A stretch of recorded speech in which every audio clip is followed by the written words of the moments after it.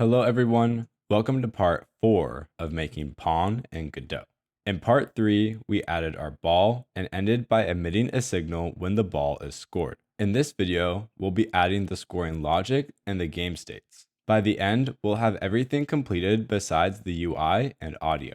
If you didn't watch the third video, don't worry, I'll post a download link in the description with the starting files for this one. Let's get started. Now, we'll want to connect our ball scored signal to some function in the main script. Then this function can handle whatever needs to happen when the ball is scored. In the ready function, let's call ball.score.connect, and we'll connect it to a function which we'll call onScore. At the bottom of our script, define onScore, we'll say func onScore, return type void. And when the ball is scored, we want a few things to happen. We want to determine who scored, update their score accordingly, and check if they won the game. If they did not win, we'll set the next serve, which requires the ball to be reset. Let's start by determining who scored and updating their score accordingly. Define a Boolean function, we'll say func player1 scored, which is a Boolean. And player1 scored if the ball went past the right side of the screen. So we'll return ball.position.x is greater than screen size.x plus the ball's width. Then in our onScore function, we'll say if player1 scored, and if player1 scored, we want to update player1 score. To do that, we'll need a variable to keep track of each player's score. At the top, let's define a variable. We'll say var player1 score, make it an integer and set it to 0. Then we'll also do the same for player2. So we'll just copy that and we'll change this to player2. Scroll back down and we'll say if player1 scored, we'll increase player1 score by 1. And we're getting this error here for screen size not being in scope. That's because we have it only defined locally in our ready function. Let's copy this and we'll put it at the top, and then in the ready function we'll set screen size equal to get viewport rect.size, and now our error goes away. Then if player1 didn't score, that means player2 scored. So we'll say else player2 score plus equals 1.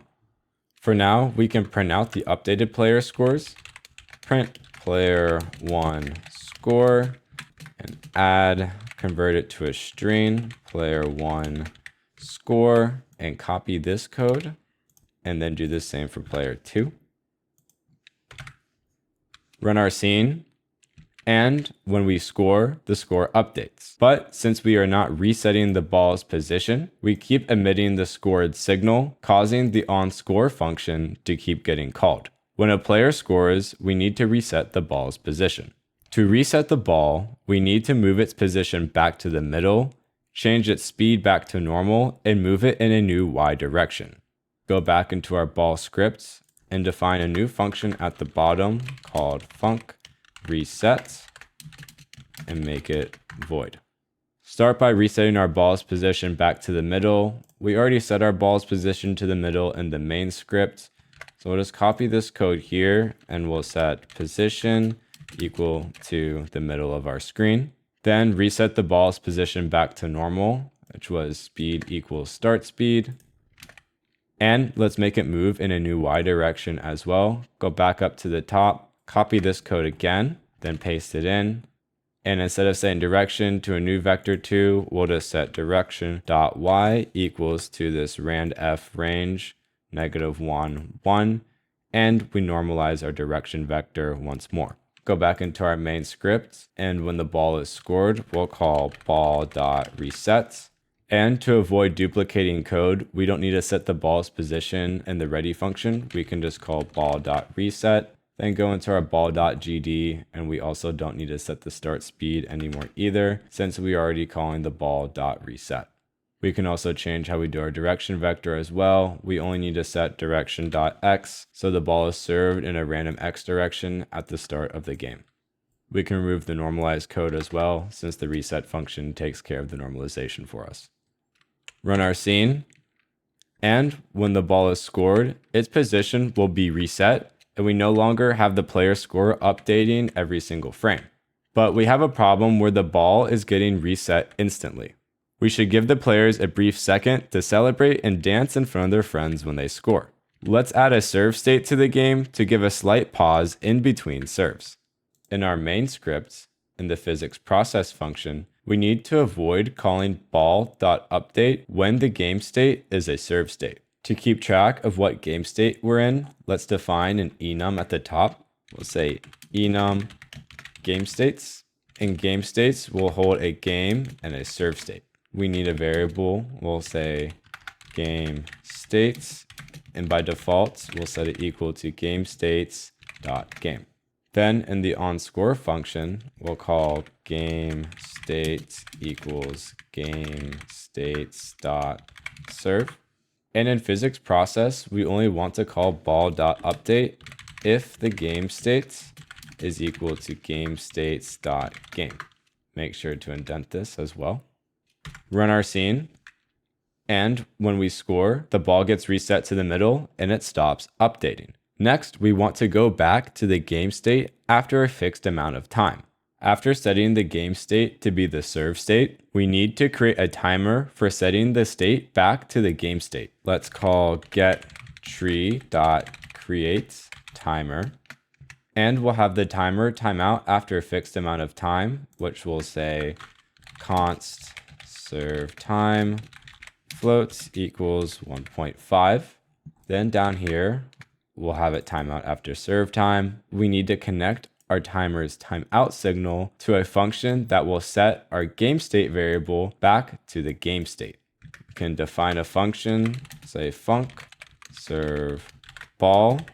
So also be void, give this an underscore, and then also give this an underscore since they're private functions. And to serve the ball, all we need to do is set the game state equal to game states.game. Fix this call here to player 1 scored. Then connect the timeout signal by calling timeout.connect and connecting it to serve ball. Run our scene.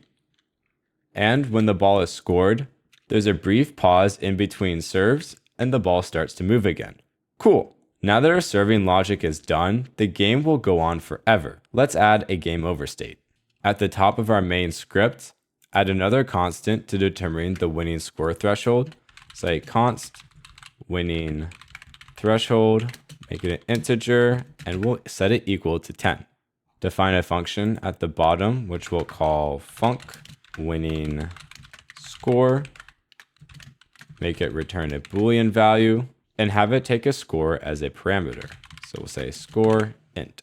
Then return if the score given is greater than or equal to the winning threshold.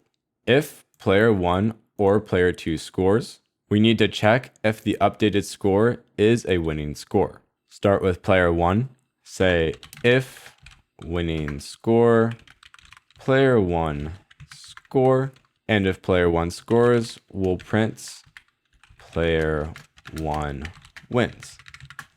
Copy this code here, and we'll do if player 2 score is the winning score, then player 2 wins. Before we run our scene, let's lower the winning threshold to just be 1 so we can quickly test to make sure our updated logic works. Run our scene, and when one of the players wins, we print out that that player won. But the ball keeps getting served. Let's add a game over state that stops the game until the players choose to restart it. Go back into our main script, and we need to add a game state for the game over state. So let's say game over. Let's also create a new enum, which we'll call enum player, player 1, and player 2. And we'll use this enum in just a second. Scroll down to the bottom, and we'll define the function func set game over, and it will take the winner as a parameter, which will be of type player of the enum that we just created. And this will be a void function as well. Then if the winner is player.player1, we'll print out player 1 wins. So we can copy this, paste it in. Otherwise, we'll print out that player 2 wins. Again, copy, paste. And after we print out who won, we'll set the next game state to be game states.game over. We can change our onScore function. Instead of printing, we'll call set game over, and we'll pass in player.player1. Do the same thing for when player 2 wins, except we'll pass in player 2. And we want to avoid setting the serve state, so we can just return early out of our onScore function. Now run the scene.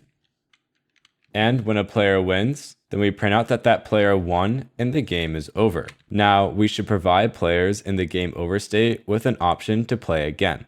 To do this, we'll need to detect some new input in our game over state. Close the game, and we'll go into Project, Project Settings, Input Map, add a new action, which we'll call Restart, and then we'll bind the R key to the restart action.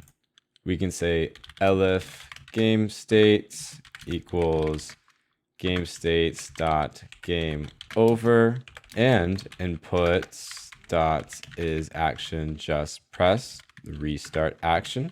Then we'll restart the game by calling get tree dot reload current scene. Run the scene again, and when a player wins, the game is over, and to restart the game, we press R, which reloads the current scene, and we can keep playing our game. Cool. Let's also quickly add a start game state. That way, the ball doesn't immediately start moving when we boot up the game. It will function almost the exact same as our game over state, so try to pause the video and see if you can implement it yourself. Okay, let's do it. Go into our input map, project settings, input map, new action we'll call start, add, and then to start, we'll bind the enter key. Next, we'll need to add another enum, call it start, and at the start, we'll set game states equal to start. In physics process, if the game state is not equal to game and it's not equal to the game over state, then we'll check elif game states equals game states dot starts, and input dot is action just pressed start. If that happens, then we want to call serve ball. Load up our scene, and the ball will stay in the middle until we press the enter button, and the ball will be served, and we start our game.